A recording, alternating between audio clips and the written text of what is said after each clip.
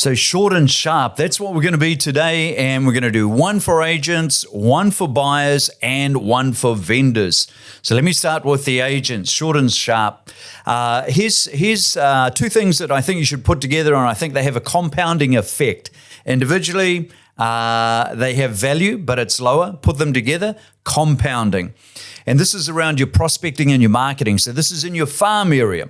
And if you haven't got a farm area, make that adjustment. Grab a farm area as opposed to freestyling around your city or even your suburb. Pick some streets and start farming. Even if you still do the freestyling, get the discipline of the farming. So what I'm going to suggest in here is marketing and door knocks. So door knocks are prospecting.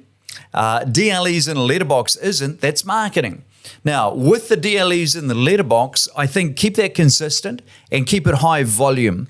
We're actually testing it right now, and I'm testing it myself. So I'm finding it quite interesting and doing quite a few miles as I look. And one of the things I've worked out already is that the letterbox gets nothing else. It doesn't get letters. There's just no letters in it. It really is only marketing. And if everybody else is going, it doesn't work, you've got the letterbox to yourself. But equally, the letterbox doesn't get cleared every day. And I can see that because some of these things are quite full as we go. It is a effect that needs time in an area. I know that we've been sort of 5 weeks working one farm area patch. Recognition came in week 5. Somebody suddenly went, hey, I've seen your photo. It arrives in my letterbox. So now they recognize it. So that is your marketing, making sure that in your farm area, you are on the shopping list. They're aware of you. And that's very, very important. And if you spend more time doing that, you force down the competing agents. They're less familiar with them and they see your face more often. But consistency is key. Now, the compounding effect to really make that work is door knock. So get out there and door knock. And for agents right now, if the market starts to turn, you're going to want to make sure that you've got stock. And to get stock, you need to be in front of people and find the people that want to list, not the ones that don't want to list. I'm watching people do that right now. And that's frustrating for everybody. Vendors go, why are you pushing me? Agents go, why they're not doing anything? Tell you why, because they don't want to sell right now. But get out there and get a volume through so that you can find the people that are interested in selling or the people that do need to sell. So as you do your door knocks, I think right now for agents that haven't got a lot of stock and aren't running a lot of properties, it's an AM and a PM gig. Get out there twice a day. Now, with your DLEs and your letterboxes, if you're saving money, you'll do it yourself. If you're learning your farm area, you'll do it yourself. If you're very busy, you'll pay somebody to do it. But if you're doing it, here's a little tip, and we have got guys doing this right now, hand on heart, and they're doing this crazy stuff. They're putting like a head torch on, and they're doing their doors at night. Sorry, they're not doing their doors at night. That'd be freaky. It's like the police breaking in. But they're doing the letterboxes at night. So if you go and do that at night, you know your farm area, you're getting it all covered, you're seeing what's happening out there, you're aware of the signs that are in that patch, you can see what the volume of sales looks like and the volume of listings, and then during the day you're free to simply do doors. So there we go, that's for agents. And if you haven't got enough properties listed on the market right now, absorb that, do that. Okay, here we go, we'll do buyers next. Okay. Let me take you back to my army days. M16, love it. So the M16 is a rifle. And as we fire the rifle and we're on the range, we keep adjusting our sights.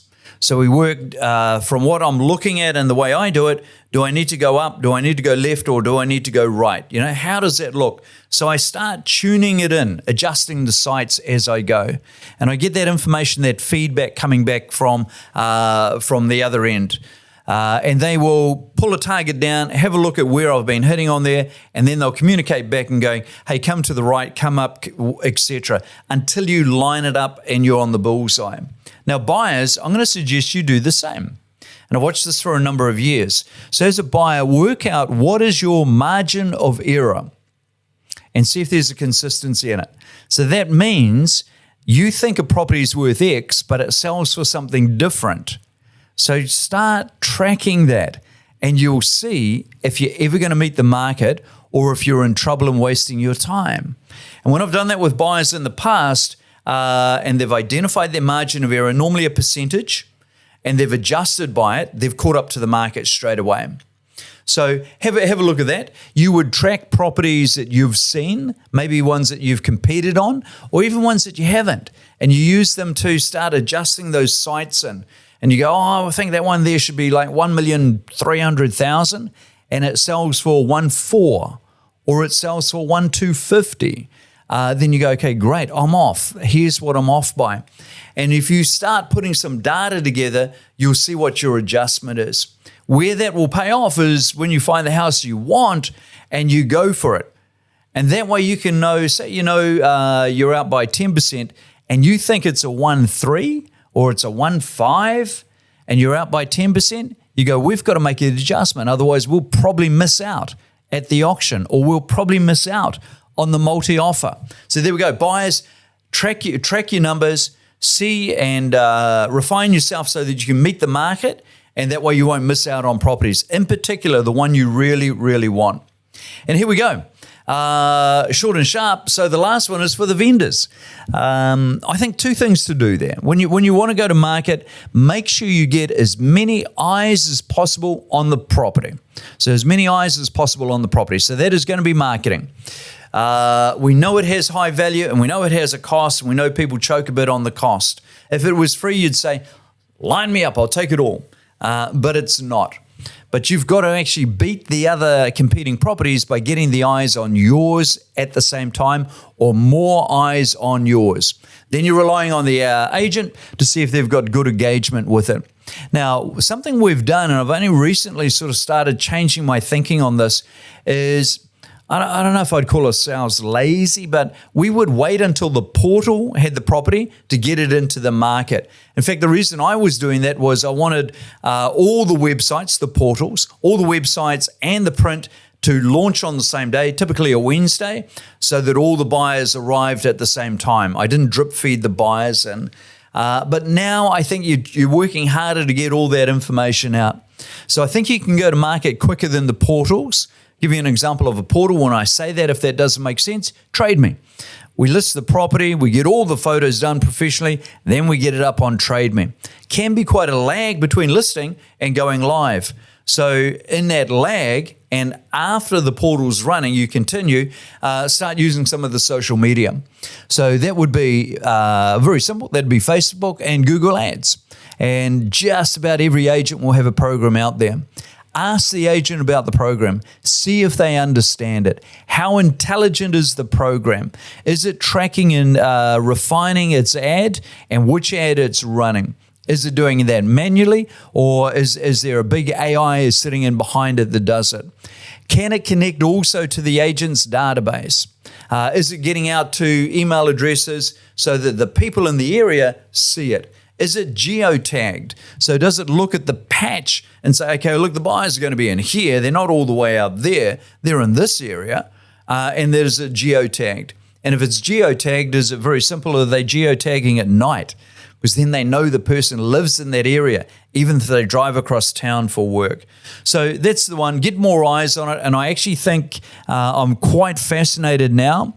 I think we've actually got the point now where the social and the digital is actually starting to replace the print. And I've been such a big fan of print. I like print.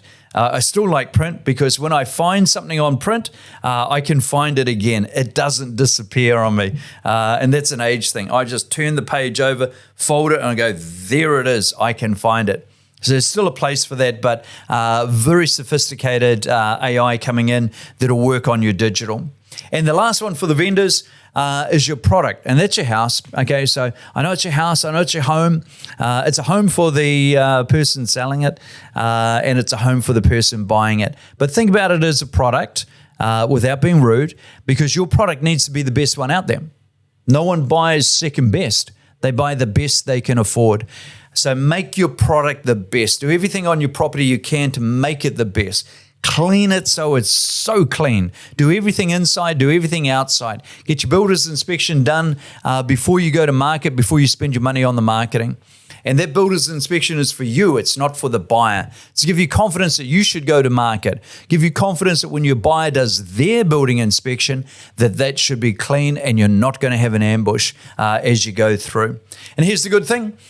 People pay more for the best. So there we go. So short and sharp, that was agents, buyers and vendors. Hope you enjoyed it and I hope that was some value.